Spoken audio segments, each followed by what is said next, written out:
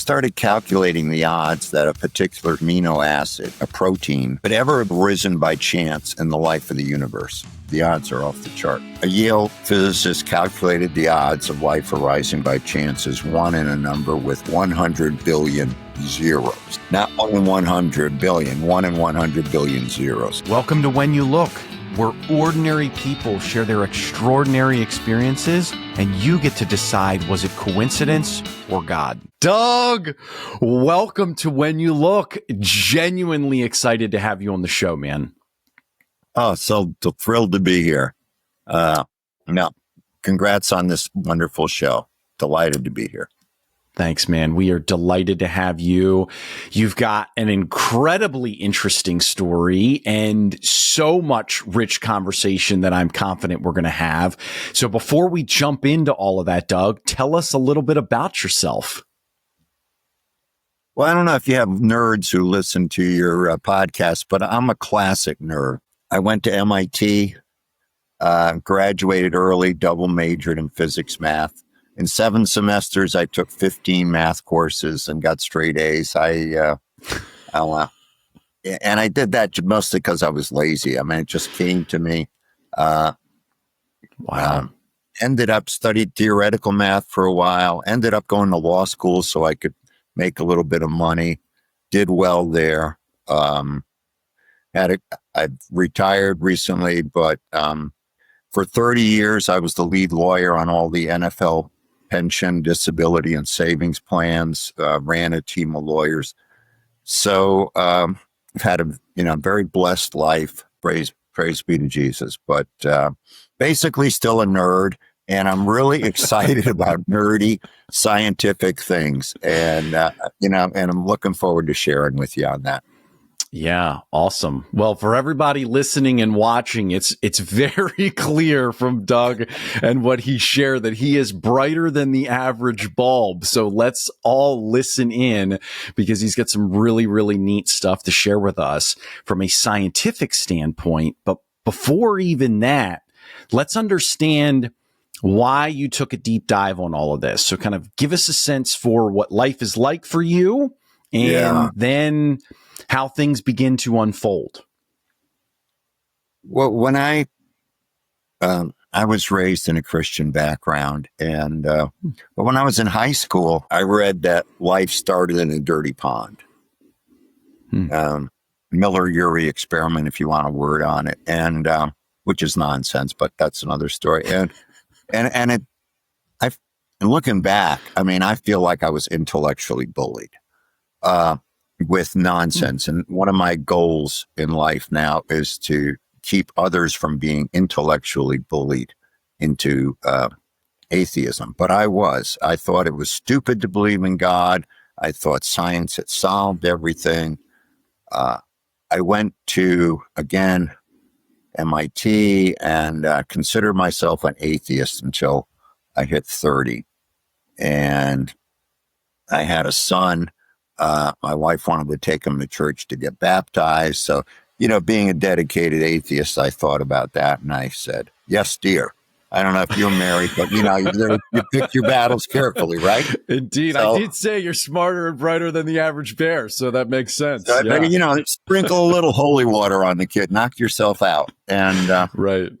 We were there and I felt something. And I looked around the church, Mick, and these people had something that I didn't have, and they had a peace, they had a serenity, and I was, full of myself, making some money, had a good job, whatever, and I thought, maybe they're doing better than I am in a lot of real ways. There's a lot more than this money, inside the beltway.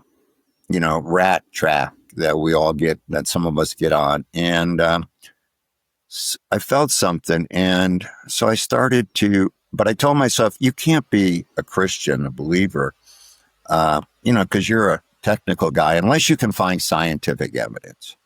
Right. And isn't that what a lot of people say? Well, what about the scientific evidence? Well, when you look at it, and I did look at it, I started, reading books on cosmology. I taught myself molecular biology, the basics, and we'll get into a little bit of that because the basics are so profound.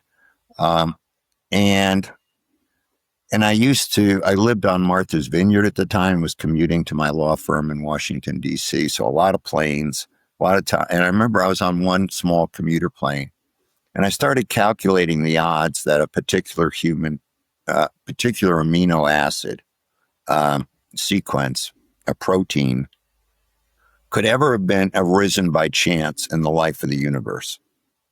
We can get into that nerdy stuff later, but the basic answer is no way. Okay, there's not enough time in a trillion universes, no matter how long you think, billions of years you think the universe old is, to create some of these amino acids. The odds are off the chart. I have a friend who's was head of physics at MIT at that time, and we would talk about God. And I said, somebody ought to write a book about this, because what I'm finding out is contrary to the popular perception. And he said, maybe that could be you. And I thought, hey, I'm a busy attorney. I am a guy. But it took me 10 years. I wrote my first book. It's called Counting to God, where I count through different areas of science, each of which I think points fantastically towards a creator, an intelligent designer. And it came out in 2014. I gave a lecture at MIT to open it up, to launch it, and which is on YouTube. Put in Doug Ell, MIT, it'll come up. And since that, my minister said, you got to put in pictures. I mean, it's too technical. So I put in a simpler version, which we've now, as I was just telling you, Mick, we've turned into a graphic novel. And I wrote an actual novel just for the fun of it, which was really a hoot. But there's so much out there. And the more I look, the humbler I am. And the richer my life becomes. Yeah. Wow. Doug, thank you for giving us that overview, because I feel like, to use your plane scenario, we hit that at 30,000 feet. I know we're going to take some deeper dive, but let's rewind a tiny bit, because you agree to go to church. And as you mentioned, let the holy water be sprinkled upon your child. But you obviously noticed something, and you talked about it, how the folks that were there, they had peace, which was something that you didn't necessarily have. But let's explore that a little bit more. Give us some more color into why you decided to examine things then, as opposed to maybe just, as you said, you're a busy guy. I'm just going to push this out of my life. I'm going to move right along with things and my thinking as they are.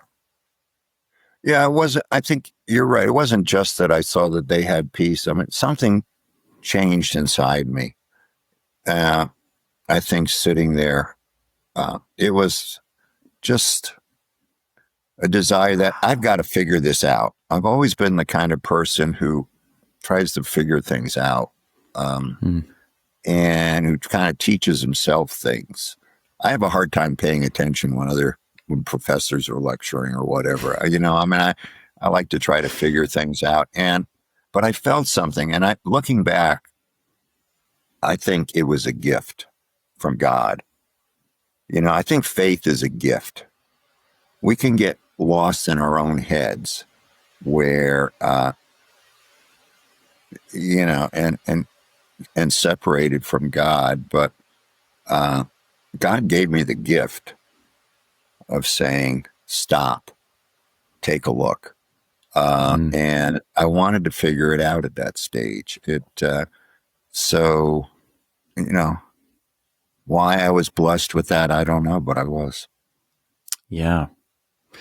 Well, before we jump into some more of the details that you uncovered, I want to stay rewound here and give us a little bit of insight into why, and you were alluding to some of this, okay, but give us some insight into why growing up in a Christian household, right? And we can bracket that in quotes however you want, but that's kind of your phraseology.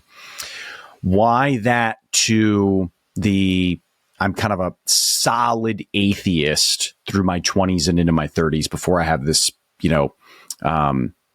encounter, if you will, or moment in church. Well, I just felt it was dumb to be religious in a sense. It was intellectually bullied. It seemed like Christianity didn't explain anything. I mean, if we came from pond scum, well, so much for, and then we can get into this nonsense called the Big Bang Theory, but a lot of people are deluded into thinking that science has explained why anything exists. Science has no clue why anything exists. The Big Bang Theory's got a lot of problems, and all its variations has a ton of problems, but no scientist could ever tell you what lit the spark that created the universe. I mean, the discovery that the universe was created is one of the most fundamental scientific discoveries ever. And there's no explanation in the secular world. It's all just mind-boggling, and yeah. I think what you're describing there is a scenario where Christianity, as you described it, wasn't answering any of the questions that you were essentially delving into scientifically throughout that period of schooling. It sounds like. Yeah, Christianity didn't seem to have the answers. Science seemed to have all the answers. It seemed like the smart money was on atheism. You hear phrases like religion is the opiate of the masses, stuff like that. We're all deluded. Christians are deluded or just pretending. And it had an effect on me, because I guess I didn't want to appear stupid. And I assumed that supposedly smart people who were atheists knew what they were talking about. Assumed incorrectly, but I did. Yeah. Doug, I just want to pause here for a second and just commend you for the fact that you were very honest right there. So thank you for being transparent about that. For a man of great intellect, I really appreciate the fact that you can now look back on all of this and say, this is what I thought. I realize that there are other ways and better ways of thinking about all of this stuff. So thank you for being transparent about that stuff. Well, so let's get into it. You now begin your own investigation. Where did you start? I mean, you were talking about this when we're roughly 30,000 feet in the air. Tell us a little bit more about that in terms of where did you start, and then what did you find? Molecular biology is studying of molecules that are used by life in biology. And the basic way life is more complicated than anything humans can do, but the basic way it works is not hard to understand. We run on digital code. People use the phrase, DNA, it's in my DNA, whatever, or, I've got bad DNA, I've got good DNA, good genes, bad genes, genes is just a section of DNA. But they don't really think about the implications of that. We have in almost all of our 30 trillion cells in our body, about 3.2 billion with a B letters of digital code. Now, a digital code is just a way of transferring information by having separate units. Okay, computers will use zeros and ones.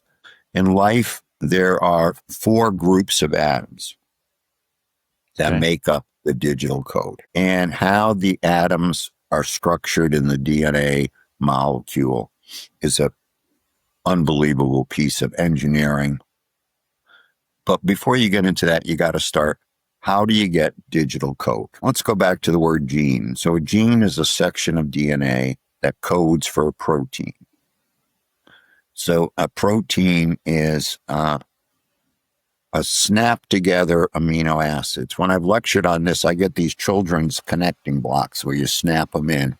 And there are 20 blocks, and the machines read the digital code, 3 letters, 3 groups of atoms at a time, pick out the right block, snap it on, and keep going until they reach the code that tells them to stop. So how do you get digital code by chance? How did life start? There is no secular explanation. I could talk about that for an hour. Harvard University in 2006 announced this grand origin of life project, so they were going to explain how you can get life by chance. How do you get the digital code? And you have to start with all the digital code. You have to start with the machines to copy the code. You have to start with the machines to read the code.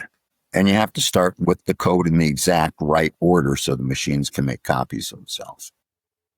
And by the way, no machine made by man can copy itself from raw materials. So, but all life can. A Yale physicist calculated the odds of life arising by chance as 1 in a number with 100 billion zeros. Not 1 in 100 billion, 1 in 100 billion zeros. Okay. Yeah. But Harvard tried and it crashed and burned. But they won't give up. I attended a talk at the Harvard Faculty Club a couple of years ago, and this was the debate on the origin of life. And they brought in some guy from Scotland to argue that, well, we just need to figure out how things self-organize themselves. I'm like, wait a minute. Nobody has a clue how that happens. But when you look at the way it works, it's digital coding, and it is coding beyond our comprehension. So there was a project called the ENCODE project, which was to decipher human DNA. And they published their results in 2011. They found that the code is basically fully functional, although we don't know what a lot of it is. They found the code has at least 2 layers of information. How do you have a code within a code by chance? They found that we human beings have in this code, we have about 4 million switches to turn different systems on and off. This isn't some group of, fundamentalist quacks. This is 400 plus top scientists worldwide who released 30 major papers simultaneously on all this research. Yeah. And would it be fair to say that group of scientists probably skews more towards the secular side of things than the creation side of things, and that their attempt here is to be able to understand, document, and justify essentially how all of this works? Is that fair assessment? Yeah. I mean, I think like a lot of, not all, but a lot of top academics, they were secularly focused. They got a lot of criticism about that it's fully functional, because there's been this myth that DNA has a lot of junk. I don't know if you heard the term junk DNA. And they came back and basically said, look, sorry you don't like it, but this is what it is. Okay. And it's there's so much like this. I mean, when you look at the fantastic complexity in life, it's beyond human comprehension. So the most incredible technology in the universe is inside us, and most in particularly is the human brain. The human brain. Sure, we have as many neurons as somewhere 100, 200 billion. So like number of stars in the galaxy, roughly. They communicate with light and electricity. There are as many connections between them as stars in 1,000 galaxies.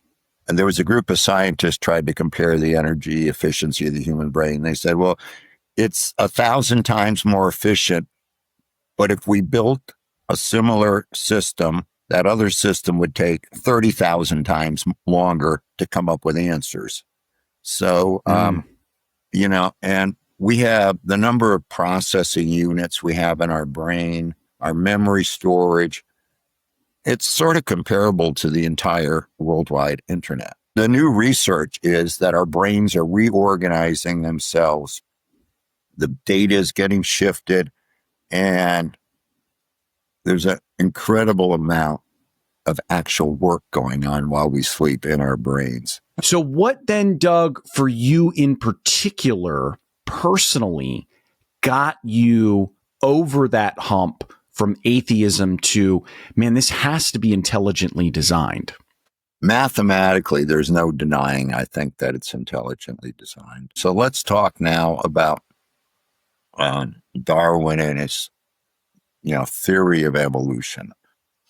And when you look at that, it's nonsense. And I think all the top biologists in the world know that Darwin's theory doesn't work. But a lot of them are still secular, and they think, well, we're going to find some way to fix it. People ask me how anybody could believe Darwin these days. Well, they think they're going to find some way to fix it without God. But Darwin's theory, as you know, is that there are these accidental changes in organisms, and nature selects. So nature's the designer here instead of God under Darwin.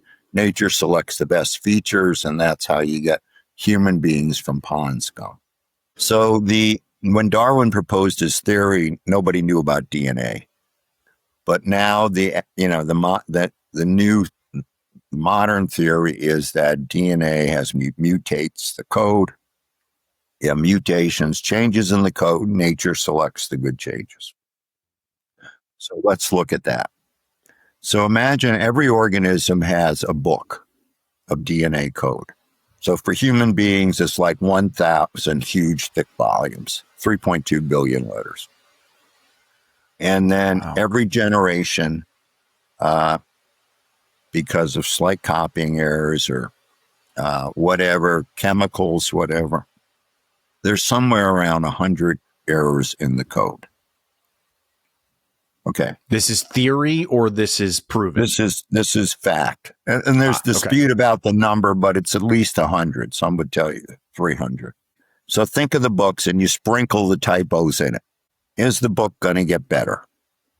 Generation after generation, typos after typos after typos.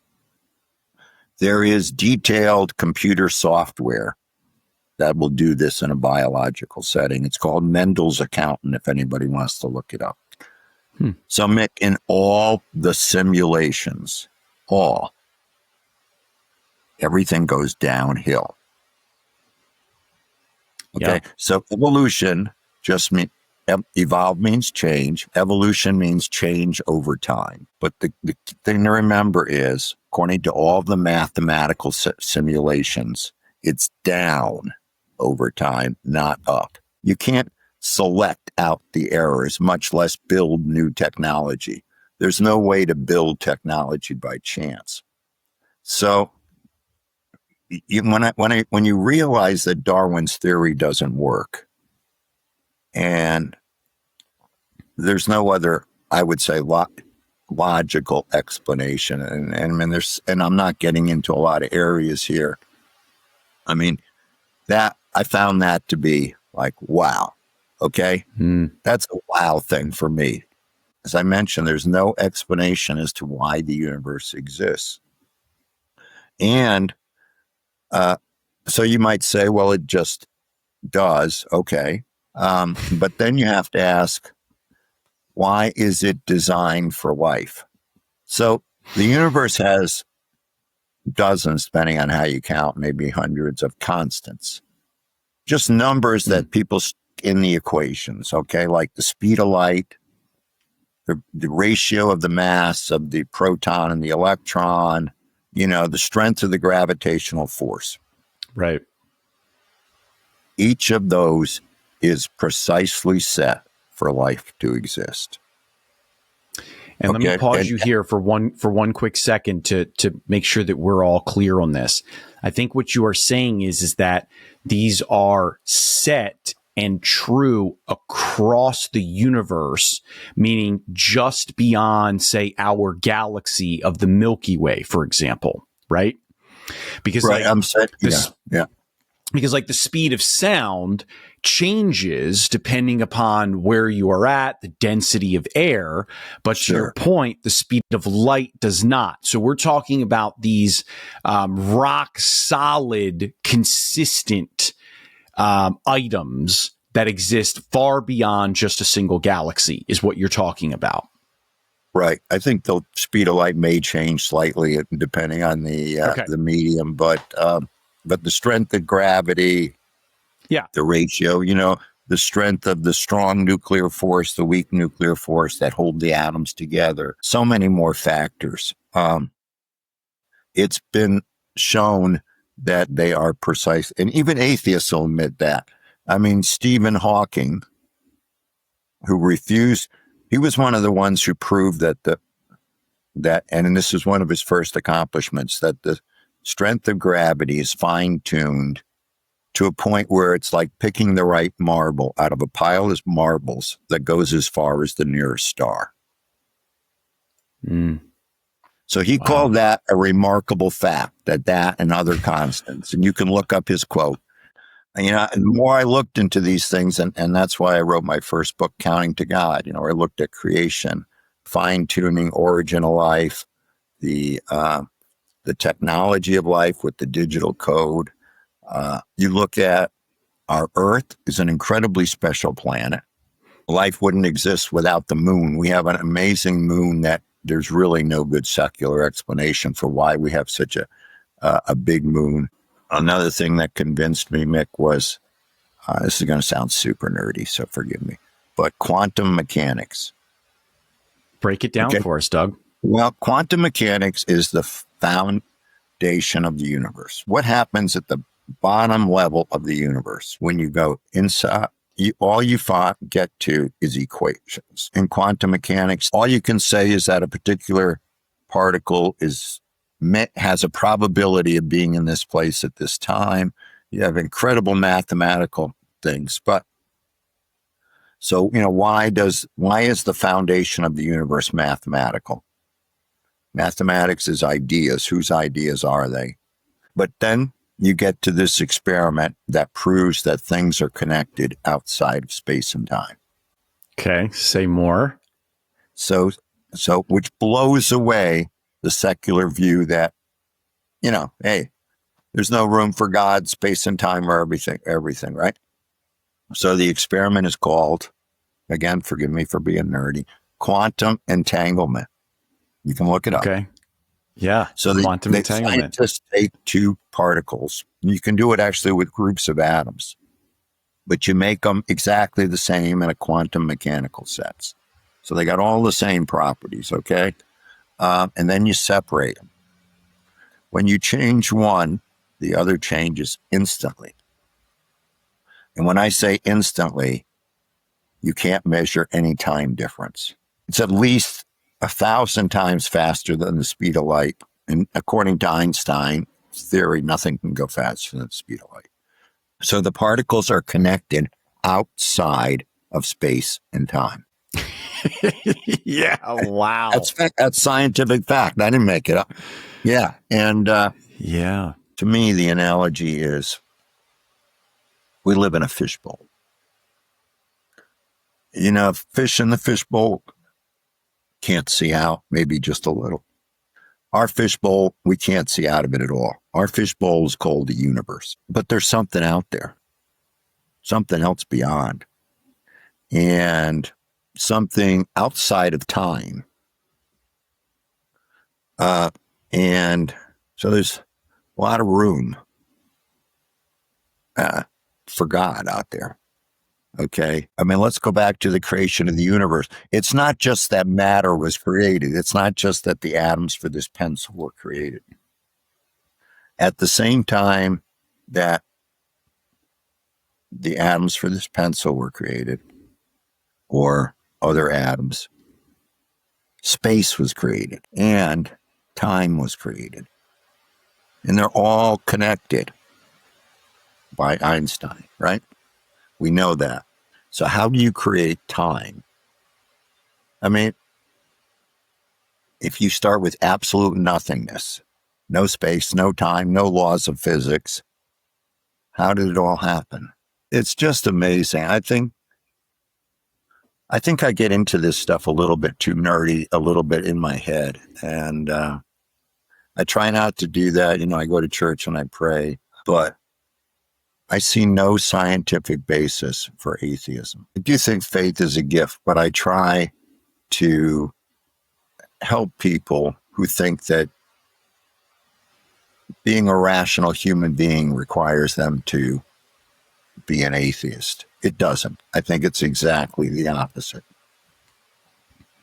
Yeah, let's explore that a little bit more. And I mean, clearly you are alluding to so much of this. You're like, as I looked at quantum mechanics, as I looked at cosmology, as I looked at all of these things, there was no explanation that either logically, mathematically, or anything in the kind of tangible sense that could explain this to me. Right. And you're talking about all of this with high degrees of expertise, not just yourself personally, right? But this isn't just your, the 101 level examination of these things saying, oh, well, I can't come to a reasonable conclusion. We're talking about the leading edge of science over the Absolutely. last, 100 years, right? Inclusive, of course, geniuses, legitimate geniuses like Einstein. And you're arriving at this point of there is no explanation scientifically, mathematically inside of the natural world. So it sounds like then you then make a adult logical conclusion. There must be something else, but I don't want to put words in your mouth because I think that there is there is a jump of faith. And what I mean by that, and I'm framing this for the listeners more than anything, and then for you really to respond to, is that I think we get to a point where we go, I can explain X, Y, or Z, right? Like we can understand time, for example, right? Or we can understand atoms and carbon life forms and those types of things. But I can't then make the jump with an explanation to, well, where did all of the inert gases come from? Or where did those, atoms and particles come from?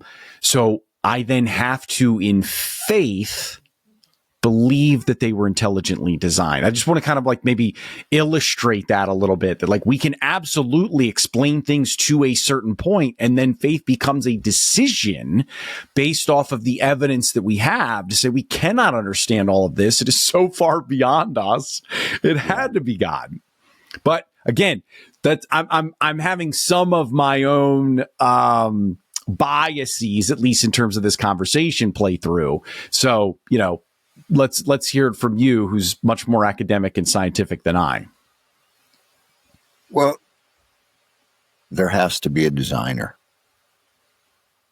There has to be, when you realize the universe was created, and we've known that for almost 100 years now. And we've known, all the evidence keeps mounting that the universe is designed. And then the design in life is so much greater even. And so many, such technology we all have in our bodies. The complexity of of human beings, the growth. And you and I were talking about this. You were giving an example before we started this of, each human being starts from a single cell.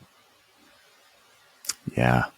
Okay. And then through the magnificent design and architecture far beyond our comprehension, it grows into 30 trillion cells of all different types, builds all the systems in our body, 4 million switches to turn it on and off. No explanation outside of a designer, if you will, why any of this exists. So, I think that gets you to God. if you're going to be intellectually honest,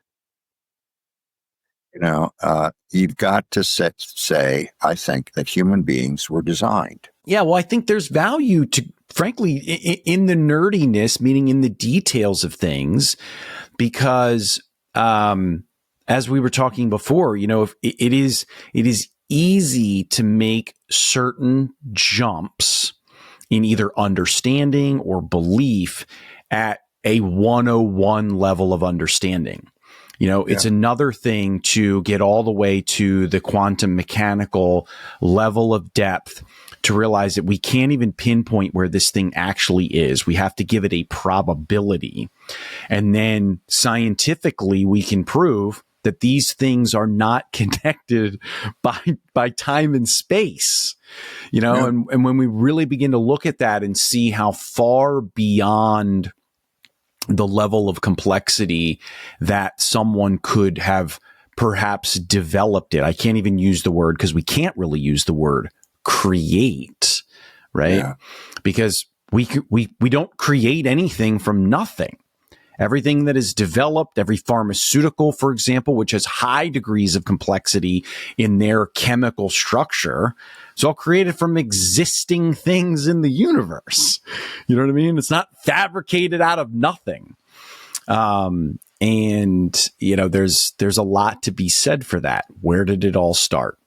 And I think, this is one of the reasons why it is called When You Look, because folks have to decide for themselves whether or not they have enough evidence to conclude it was God, And as far as I'm concerned, intellectually, faith is a decision. I'm just going to add, I agree that to me, it's not hard to decide there's enough evidence. The harder decision on an individual level is whether you're going to look at it or not. And frequently people don't look at it until they have a problem in their lives. If your life's going good, hey, things are good, I'm doing great, whatever, something happens, any of 100 things. And then they start to wonder, what's going on.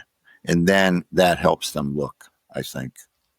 Yeah. I think problems can be a very humbling experience. That is for sure. Well, Doug, let's land the plane here with exploring questions that I have a pretty good sense, at least for the first one, how you're going to respond.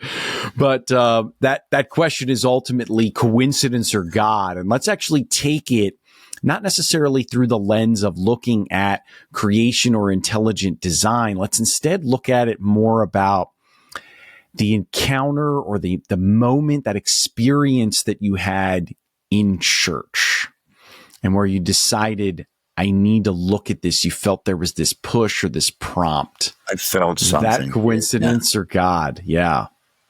No, I think that was definitely God. God giving me a little nudge. A lot of people think that these experiences of God are made up.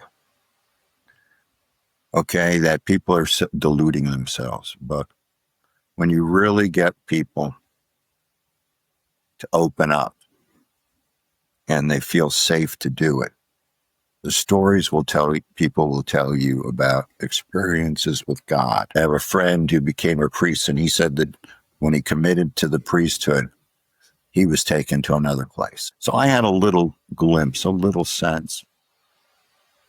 But it kind of relates to your coincidence point, right? I mean, so many people have this. A lot of people, even a lot of secular people have these experiences. And they decide, I can't explain it, whatever, forget about it, let's get on.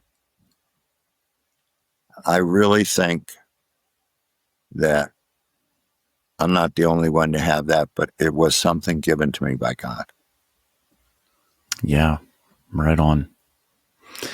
Well, Doug, tell us how life has changed as a result of all of this, meaning how has your life changed as a result of all of this? I think I'm calmer. I'm much more, I'm very, I'm still incredibly nerdy, so that hasn't changed as you I'm making very clear on this call. But I think I appreciate things more, and I'm particularly grateful for everything God's done in my life. I think gratitude is the mother of all virtues.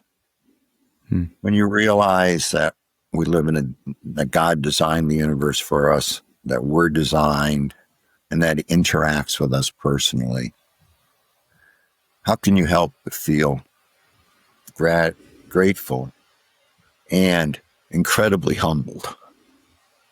Yeah. And I don't care how much, how important you are or any of the usual status symbols.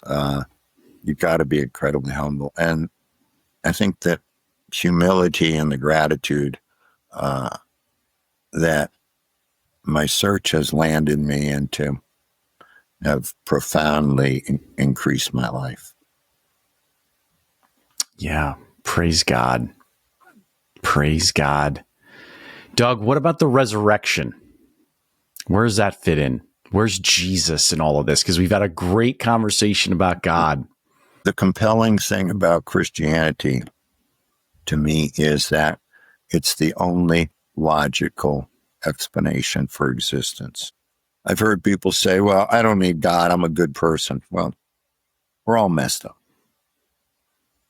That's for sure. And only Jesus can save us.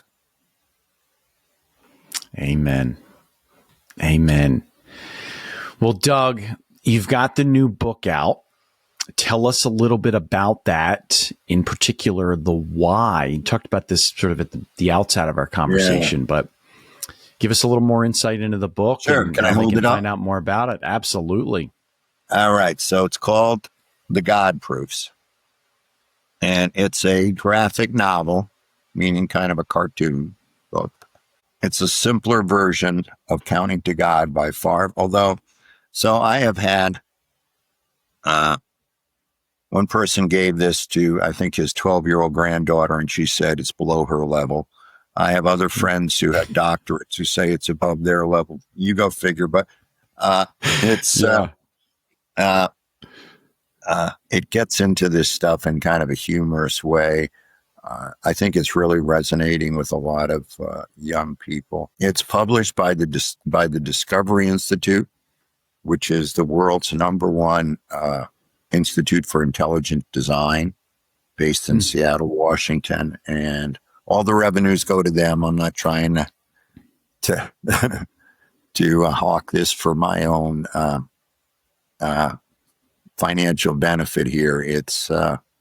But I think it's a great book for kids, but it's also a good book for adults, because I know a lot of people who, in my age, who, their grandparents or their grandkids or their kids don't believe in God. They think it's nonsense, and they think they can explain things without God. Well, the God proves through mathematics, through common sense, and through logic that God exists. Awesome. Well, we'll link to the Amazon spot for those. Is there any other place that you would want folks to check out your work or your other books? I have a website, countingtogod.com. I occasionally post blogs there, and you can find out more information there. Doug, been a real pleasure, man. Thank you a bunch for exploring a lot of these technicalities or technical issues and items inside of the natural world, and then also blending into that your own personal story. Really, really appreciate the transparency in all of this, and you illuminating a lot of really neat stuff. So thank you. Well, I'm delighted to be here. Thank you. Was it coincidence or God. You decide for yourself, but I believe you just heard a story for His glory. When You Look is powered by stories just like this, and yours could be next. Go to whenyoulook.com/be a guest or use the link in the description below. Drop us a comment and share this episode with somebody that needs it. Until next time, thanks a bunch for listening and watching, and God bless.